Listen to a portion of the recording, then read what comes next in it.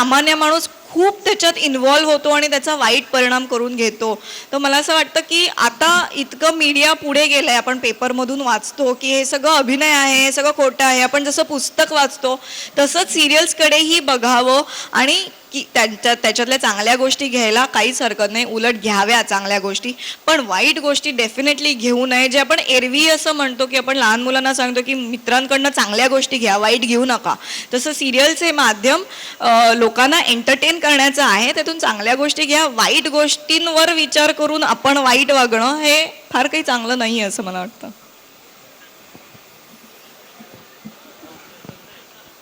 Madam, एक प्रश्न आहे माझा. खरं तर हा सर्व स्टाफचा प्रश्न असू शकतो. एक आम्हाला थोडं काही आमच्या डीन साहेबांनी थोडं जास्त काम लावलं तर चुकून लावतात कधी कधी आणि वेळ होतो कॉलेजमधून घरी जायला, मग घरी नेहमीप्रमाणे बोंबाबोंब होते. तर आपल्या या बिझी शेड्यूलमधून सुद्धा आपण घरासाठी वेळ काढता आणि हे मॅनेजमेंट कसं करता हे थोडंसं सांगितलं म्हणजे स्टाफही किंवा मी तसं वागण्याचा प्रयत्न करू आणि घरी होणारे बोंबाबोंब जरा कमी करू. एकदम चांगला प्रश्न आहे सर. मला वाटतं ह्याचा कीवर्ड आहे गोड वागणं घरी, किंवा हे जे माझं स्माईल आहे ना हे म्हणजे आमचं बिझी खरं तर जर डेली सोप चालू असेल तर मी सकाळी 7 वाजता बाहेर पडते, ते रात्री 10:30-11 वाजता घरी येते. त्यामुळे जनरली वेळ देणं तर होतच नाही. पण मग जेव्हा आपण वेळ देतो तो वेळ आपण टी व्ही न बघणं, आपण पुस्तक न वाचणं किंवा मला वेळ हवा आहे असं न करता त्यांचे थोडेसे लाड करणं, हे एक मला वाटतं त्याचं सोल्युशन असू शकतं. आणि आता बायकांच्या बाबतीत मला असं वाटतं की जर एवढे तुम्ही बाहेर असाल, आता डॉक्टर्सना तर कुठल्याही वेळेला बोलवलं जातं, कधीही हे केलं जातं, त्यामुळे त्यांना फॅमिली सपोर्ट हवा. सासू आई ह्यांच्यापैकी कोणाचा तरी सपोर्ट असल्याशिवाय शक्य नाही. आज मला माझे सासू सासरे, माझा नवरा इतके सपोर्ट करतायत की मला आज 6 वर्षाची मुलगी आहे, पण तरीसुद्धा मी डेली सोपच्या मागे डेली सोप करत असते, कारण मला फॅमिली सपोर्ट आहे. माझ्या सासूबाई माझ्या मुलीकडे बघतात, तिचा अभ्यास घेतात.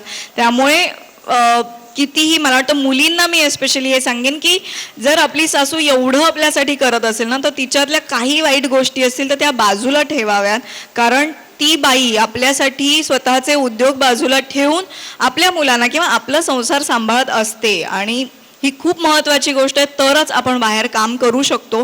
आणि पुरुषांना मी असं सांगेन की घरी जाऊन बायकांची नीट वागा, म्हणजे बायका चिडणारच नाहीत. मॅडम, मला वाटतं बहुतेक डॉक्टर हांडेंनी हे जे प्रश्न होतं त्यांना काहीतरी ॲडिशनल एक्सक्युजेस वगैरे आहे का हे त्यांना विचारायचं आहे. कारण की आमचे नेहमीचे एक्सक्युजेस असतात, कुत्रा आला होता, पेशंट आला होता, आम्ही इकडे गेलो होतो, याच्या व्यतिरिक्त काही दुसरे चांगले काही एक्सक्युजेस आहे का?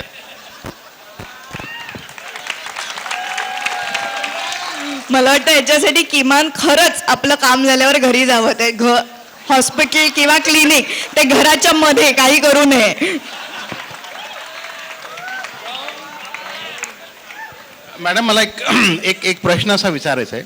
आपण नेहमी म्हणतो की हे सिरियल्स किंवा टेलिव्हिजन किंवा फिल्म इंडस्ट्री हे एंटरटेनमेंटसाठी आहे, पण आता घरी 8च्या नंतर घरी गेल्यानंतर हे जे सिरियल बघायला मिळतं त्याच्यात मला असं वाटतं की हे इमोशनल ब्लॅकमेल जास्त आहेत. कारण की 7:30-8 पर्यंत ऑफिसला मी असतो आणि 8 वाजता घरी गेल्यानंतर उतरण हे सिरियल चालू असते आणि म्हणून 8 ते 10 पर्यंत आमच्याकडे काही लक्ष नसते. आणि मग त्या सिरियलमध्ये त्या दिवशी काय चाललं आहे त्याच्यावर 10च्या नंतरचं सगळे वागणूक असते. मग हा जे ट्रेंड जे आला आहे की इमोशनल ब्लॅकमेल जे सुरू झालेलं आहे त्याच्या मागचं काय कारण? मी जसं मगाशी म्हणाले तसं बायका खरंच खूप इन्व्हॉल्व्ह होतात. ही आमच्या दृष्टीने चांगली गोष्ट आहे, पण तुमच्या दृष्टीने वाईट गोष्ट आहे. पण मला वाटतं हा सगळा चॅनलचा अभ्यास आहे इमोशनल ब्लॅकमेल हा. आणि हे सगळं केल्यामुळेच तुमच्या बायका टी व्ही समोर बसतात, त्याच्यामुळेच सिरियल्स चालतात, त्याच्यामुळे सिरियलला जाहिराती मिळतात, स्पॉन्सरशिप मिळते आणि आमच्यासारख्या ॲक्टर्सना काम मिळतं. मॅडम, माझ्याकडून एक प्रश्न आहे.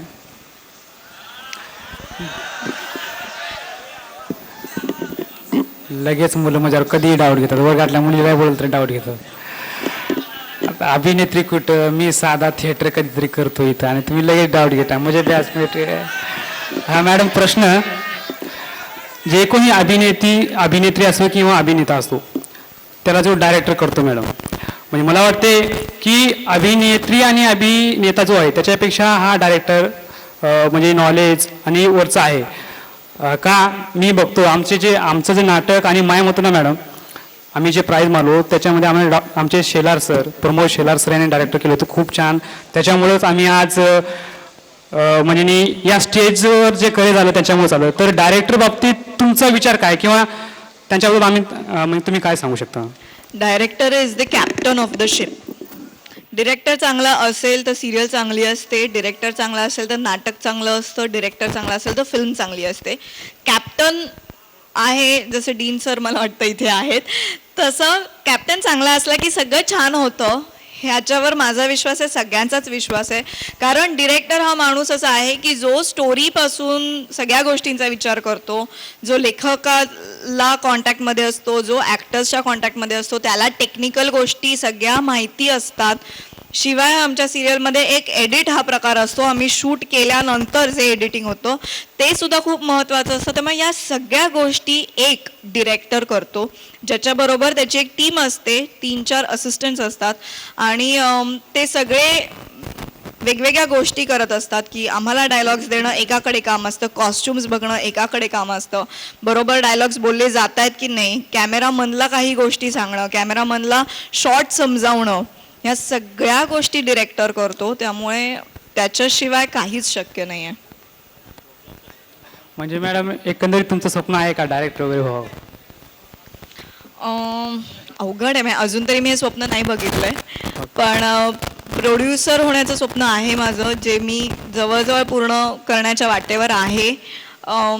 आत्ता माझा एक शो मी प्रोड्यूस केला आहे, आजा नचले म्हणून, जो स्टेज शो आहे, ज्याच्यात अनेक आम्ही बघितलंय सेलिब्रिटीज, अनेक 8 सेलिब्रिटीज त्याच्यात आहेत ज्या डान्स परफॉर्मन्स करतात. शिवाय एक मी मराठीसाठी सलाम सातारा नावाचा एक इव्हेंट झाला होता, तो मी स्वतः प्रोड्यूस केला होता. त्यामुळे डिरेक्शनचा मी विचार अजून नाही केला आहे, प्रोडक्शनचा विचार केला आहे, पण मी अजूनही अनेक गोष्टी शिकते, टेक्निकल गोष्टी. मला वाटतं शिकणं हे एक लाईफ टाईम प्रोसेस आहे, कोणी शिकून थांबू शकत नाही. आयुष्यभर आपण प्रत्येक क्षेत्रात शिकतच असतो. तसंच अजून काही गोष्टी शिकायला मिळतील आणि होपफुली एक चांगली प्रोड्युसर मी होऊ शकीन असं वाटतंय. मॅडम, तुम्ही एखाद्या नाटकातील किंवा सिरियलमधील रोल आम्हाला जरा करून दाखवा. हे काय आपण किती अजून परफॉर्मन्सेस इथे व्हायचे, ते बिचारे मागे ताटकळत बसलेत, घुंगरांचे आवाज येतात मला, त्यांना तुम्ही बोर करताय आता.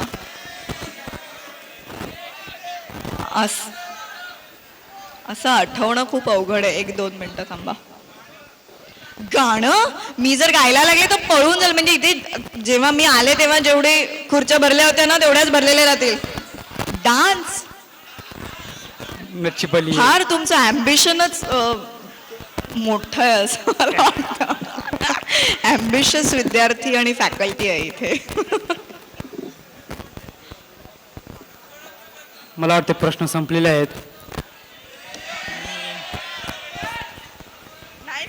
हॅलो, नमस्कार. सर्वप्रथम तुम्हाला एक गुढीपाडव्याच्या हार्दिक शुभेच्छा. मी doctor Sanjay Sunil Padhye, department of poultry सायन्समध्ये पोस्ट ग्रॅज्युएशन करतोय. ओळख तर होते, सांगतो ना, अजून एक ओळख सांगतो. सेटिंगला होतात फक्त ओळख. एक ओळख सांगायची म्हणजे अभिजित केळकर माझा चुलत मामा.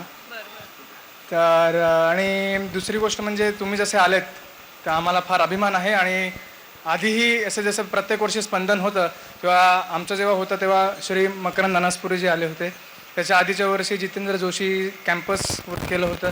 तर ते जेव्हा तुम्हाला भेटतील त्यांना फक्त हाय सांगा आमच्याकडून. आणि आता आमचे प्रश्न, माझे प्रश्न की तुम्ही रिॲलिटी शोचा जो उल्लेख केलात ते एक ऑडियन्स म्हणून आम्हाला बघायला तर नक्कीच ते आवडतं. पण प्रश्न नेहमी असा पडतो की त्याच्यात एक फॉर एक्झाम्पल इव्हेंट होतो, परफॉर्मन्स होतो, त्याच्यानंतर मग कलाकार त्याचा अनुभव सांगतो, काही ते उगाच म्हणजे ते वाढवलं जातं थोडंफार. जसे एक कमी होत जातात तसं ते ॲडिशन्स वाढत जातात, रडतात, मग ऑडियन्स पण रडायला लागतात. तर त्यात किती % रिॲलिटी असते आणि किती % काय असते ते जरा प्लीज त्याच्याबद्दल अनुभव सांगाल. नक्की. रियालिटी शो हा आता एक बिझनेस झाला आहे, त्यामुळे ह्या ज्या सगळ्या गोष्टी तुम्ही म्हणता याला आम्ही रियालिटी म्हणतो. म्हणजे that is not only show, that is reality. पण माझा स्वतःचा अनुभव असा आहे, 2 रियालिटी शोज मी केले, एकापेक्षा एक, आणि नच बलिये. काही गोष्टी प्लॅन केलेल्या असतात, पण मी म्हटलं तसं माझा अनुभव असा आहे की जे तिथे ना एक समहाऊ असं वातावरण असं असतं ना की आम्ही स्वतः कलाकार आहोत हे बाजूला विसरून आम्ही पण कंटेस्टंट्स आहोत, आम्हाला पण जिंकायचं आहे. ह्या वातावरणात तिथे गेल्यावर ना इमोशन्स खूप जास्ती हाय होतात आणि ना एवढ्याशा गोष्टीचं पण उगाचच रडायला येतं. आणि ते रडायला जर आलं, हे या लोकांच्या लक्षात आलं की त्याचा ते गवगवा करतात आणि मग त्याची रियालिटी करतात आणि मग तुम्हाला लोकांना असं वाटतं की हे तर सगळं स्क्रिप्टेड आहे वगैरे. पण आता जे हिंदी शोज आपण बघतो ते आम्हालाही बघताना असं वाटतं की हे सगळं स्क्रिप्टेड असणार. त्यामुळे काही गोष्टी असतात स्क्रिप्टेड, दॅट इज रियालिटी, कारण बायका मन लावून बघतात.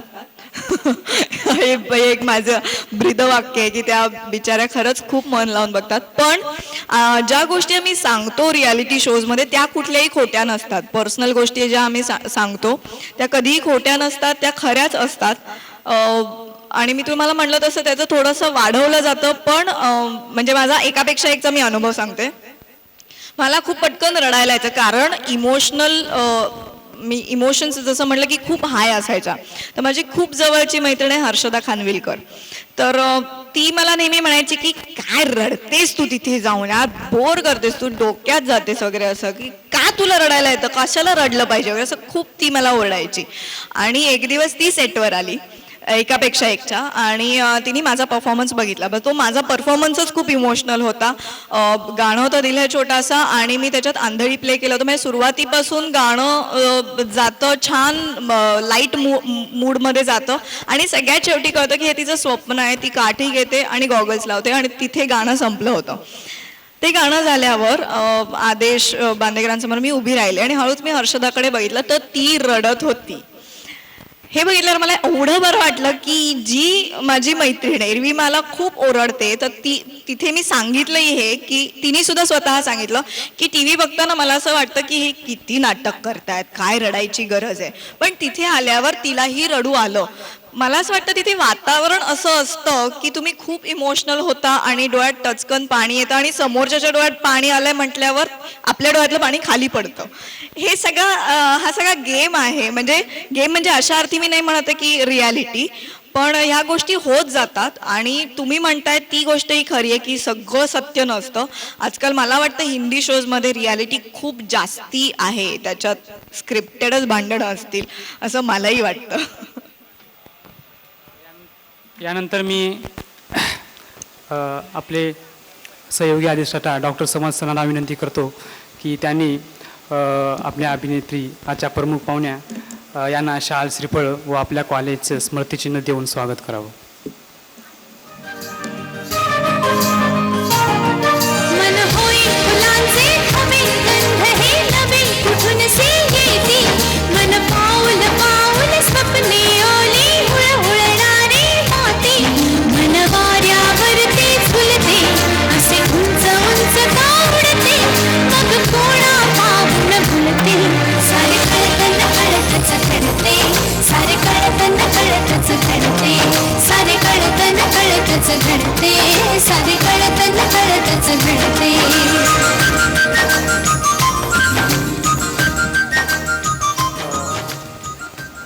यानंतर माझी सहकारी दिशाला मी अशी विनंती करतो की आभार प्रदर्शनाचा कार्यक्रम करावा. मराठी वाङ्मय मंडळाचा कार्यक्रम असताना एक महत्त्वाची गोष्ट आपण विसरतोय असं व्हायला नको. देणाऱ्याने देत जावे, घेणाऱ्याने घेत जावे, देता घेता एक दिवस देणाऱ्याचे हात घ्यावे. ही कविता तुम्हाला सगळ्यांनाच माहीत असेल. तसंच पिशी मावशी, राणीची बाग, भीमाचे जेवण या व अशा अनेक कवितांनी आपलं बालपण सजवणारे व लहान व मोठे सर्वांनाच भावणारे ज्ञानपीठ पुरस्कार विजेते ज्येष्ठ कवी विंदा करंदीकर यांचंच या 14 तारखेला दुःखद निधन झालं. तर आपण एक 2 मिनिटं मौन पाळून त्यांना श्रद्धांजली अर्पण करूया.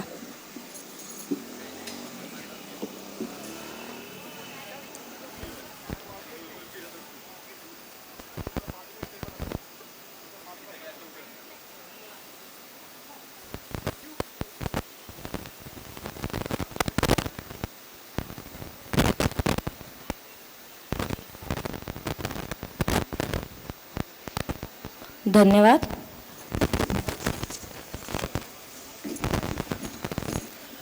एकाच बागेतल्या फुलांना वेगळा हार कशाला? एकाच बागेतल्या फुलांना वेगळा हार कशाला आणि आपल्याच माणसांना आभाराची गरज कशाला? पण एक औपचारिकपणा म्हणून आभार प्रदर्शन तर करायलाच पाहिजे, म्हणूनच मी आज इथे उभी आहे. तर रुजुता देशमुख मॅडम त्यांचा दिनक्रम खूप व्यस्त होता, तरी पण त्यांनी त्यांच्या अमूल्यातला अमूल्य वेळ काढून त्या आज इथे आल्या. कालपर्यंत त्या बाहेर होत्या, उद्या पण त्या बाहेर असणार आहेत, तरी त्यांनी आजचा दिवस हा खास फक्त आपल्यासाठी जपून ठेवला. आम्ही फक्त एक फोन करून त्यांना सांगितलं की मॅडम असं असं या तारखेला आमचा प्रोग्राम आहे, तर प्लीज या.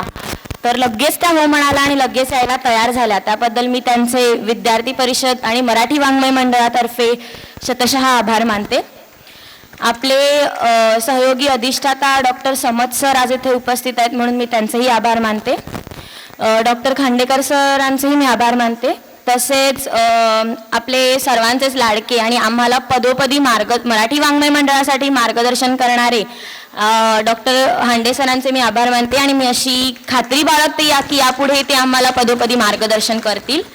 तसंच सर्व विद्यार्थी परिषदेचे सर्व माझे सहकारी यांचेही मी आभार मानते. आणि तुम्ही सर्वच जण मोठ्या संख्येने इथे बसलेले आहात आणि आमचा कार्यक्रम यशस्वी करायला तुम्ही खूप मोठा हातभार लावलात, म्हणून मी तुम्हा सगळ्यांचेही मनापासून आभार मानते. धन्यवाद.